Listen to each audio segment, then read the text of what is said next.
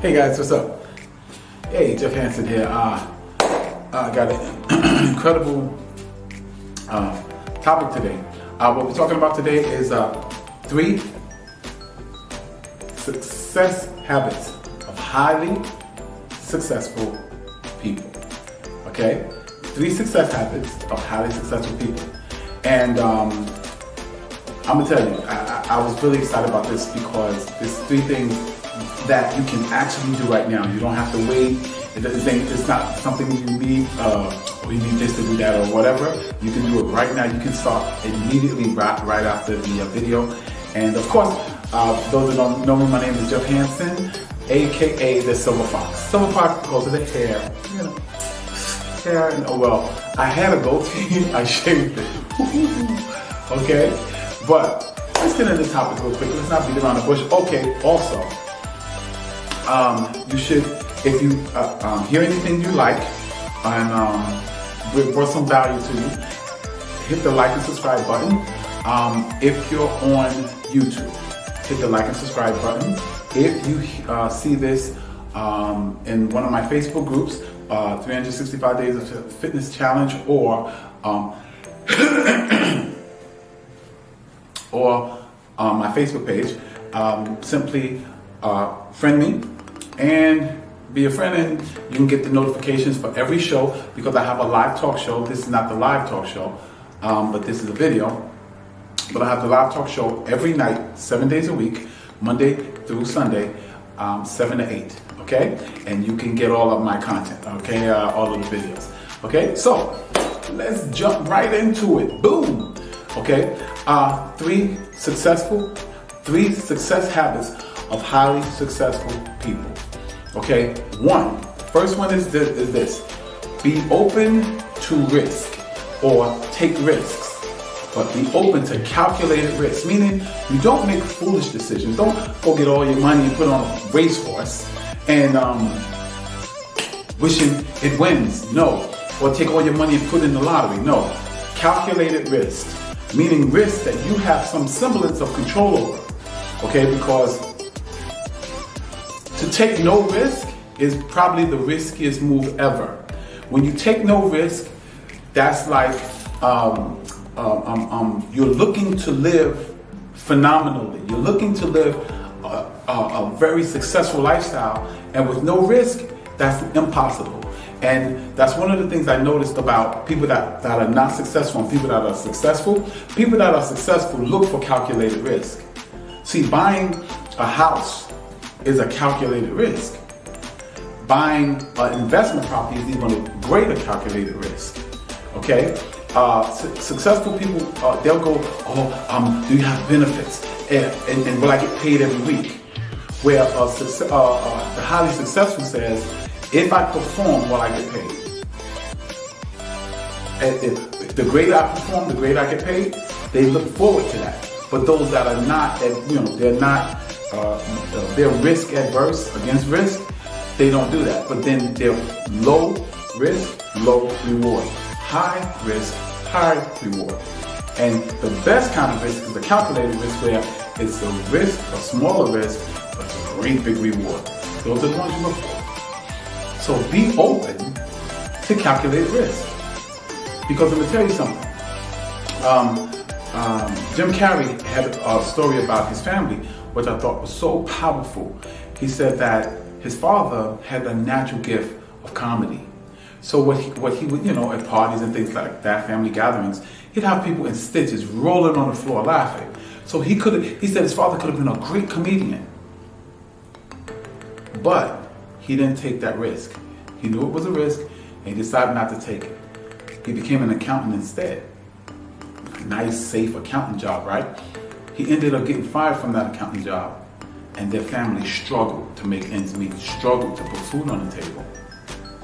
See, and he said the lesson that he learned, and I thought this was so powerful, he said the lesson that he learned from that was, you can fail at what you don't know. So you might as well go after what you love. Wow, that hit me like a ton of bricks. I said, you know what? That's true. And so I started gearing my life toward calculated risk. I started opening the door to calculated risk. It was a calculated risk that got me this beautiful apartment. It was a calculated risk that got me my vehicle that I'm driving now. That's actually having me making $1,400-$1,500 a week. It is, all these things are calculated risk. Calculated risk means starting my wholesale company. Calculated risk, building a gym and taking on clients to train. All these things are calculated risks. But I've been safe before, and I was working 12-hour days, standing in a warehouse, putting food in a basket.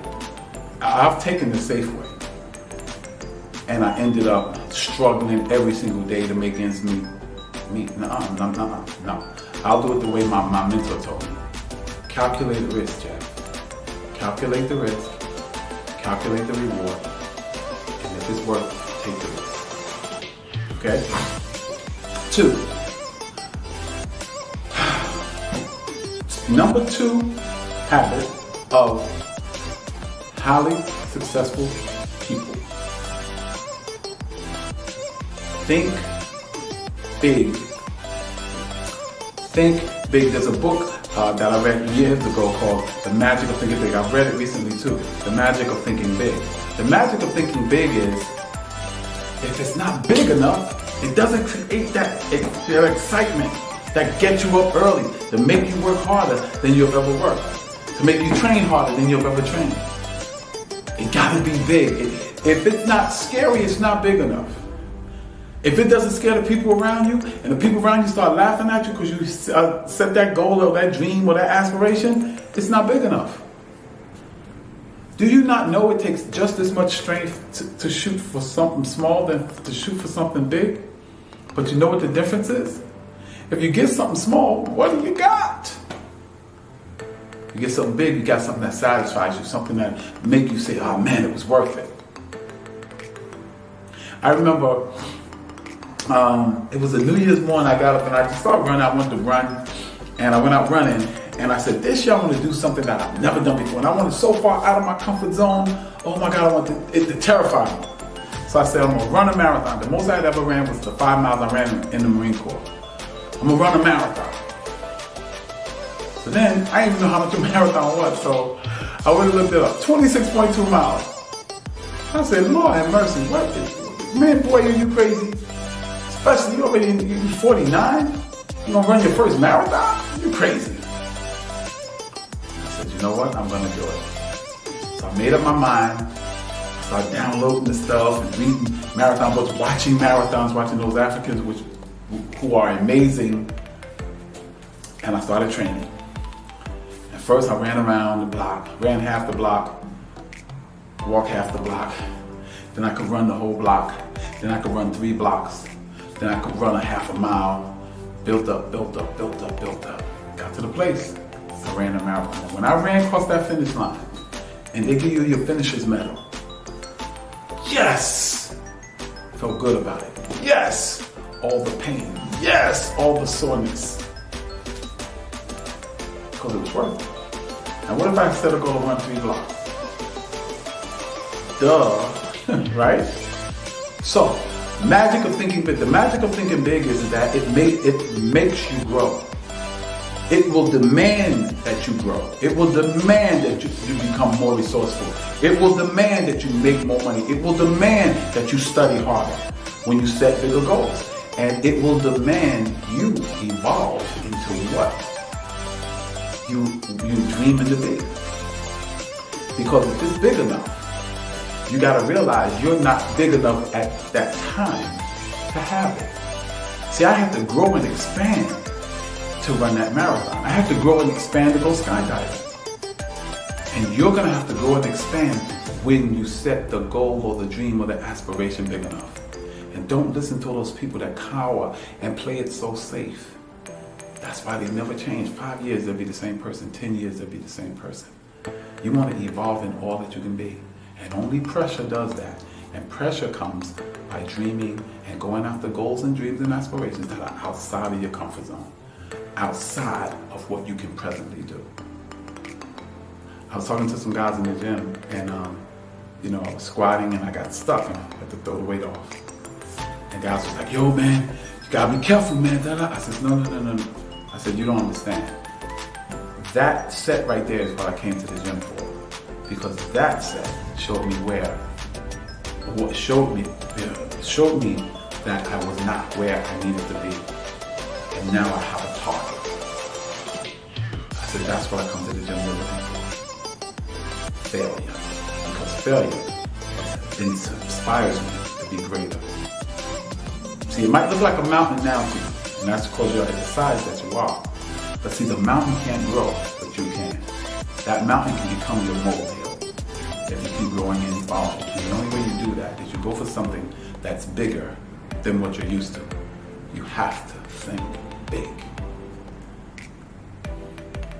That's habit number 2. So let's go over real quick. Habit number 1 was be open to calculated risk. Risk that you can kind of control a little bit, so it becomes calculated. And if the risk is small and the reward is great, go for it. Kick fear in the face and go for it. Feel the fear and do it anyway. What's number 2? Thinking big. You have to think big. There's magic and there's boldness in big thinking. And it will create in you a desire to be a bigger person. And the bigger and greater you become, the bigger and greater you can build your life. Okay, let's go. Number 3. Number 3 is the one, oh my goodness, I struggle with it. I struggle with it now even. But I gotta get better and better and better. It's gonna make me keep growing. It's gonna make me keep coming. So I can grow into all that the Creator has put in me. And I can access all that great potential. And that is writing it down. Woo! That's one of the hardest things for me to do. Is have a notebook in my pocket and write it down. What you doing? Writing it down.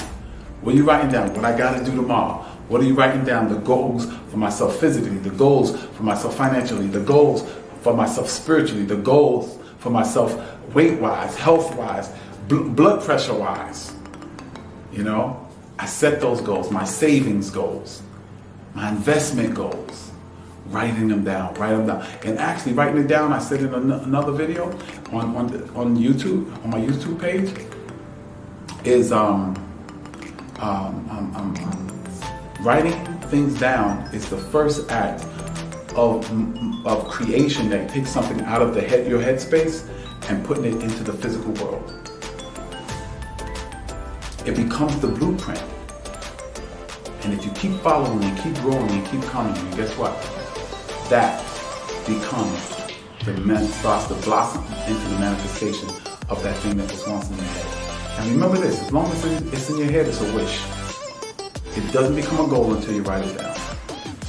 So habit number 3 is write it down. It puts it deeper into the subconscious mind. It sinks that commitment level deeper. It intensifies that desire for it when you write it down. Especially when you write it down and hang it up in a place that you're going to look every single day. So write it down. So number 1 was, anyone remember? Be open to calculated risk.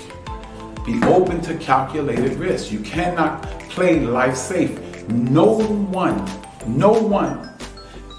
survives life. We all gonna die. But go after it, man. Don't be controlled by fear. Don't let fear paralyze you.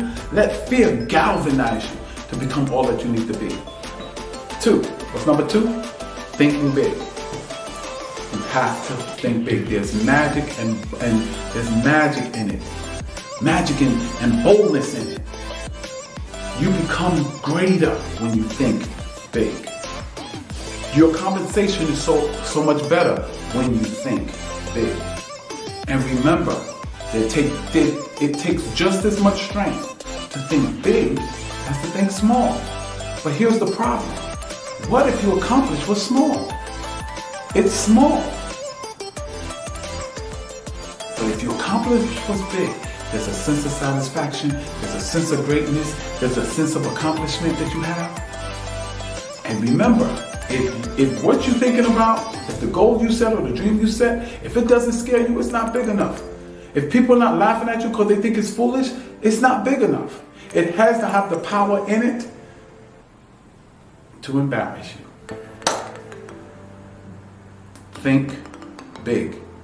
That's number 2. Number 3 is write it down. The first act of creation, of manifesting it from the spiritual world to the natural world, is writing it down. Because that's something in the spiritual world that only you know about, and you just put it on concrete paper. And remember, as long as it's in your head, it's a wish. When it gets into when you write it down, it becomes a goal. That's a major difference. Because that will make you stay focused on it because it's right there. Okay? So there's 3 steps, 3 habits of highly successful people are: 1, be open to calculated risk. 2, think big. 3, write it down.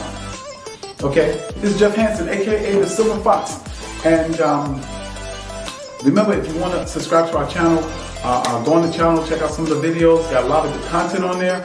All you have to do is put T-B-Y-E, or Jeff Hansen T-By. And that's the YouTube page.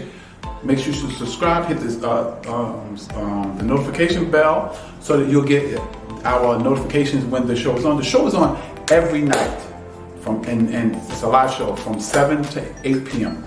Okay? I hope to see you there. Make comments and let us know what you would like to hear, what you would like to see, and we'll try to accomplish that. Do that, okay? Also,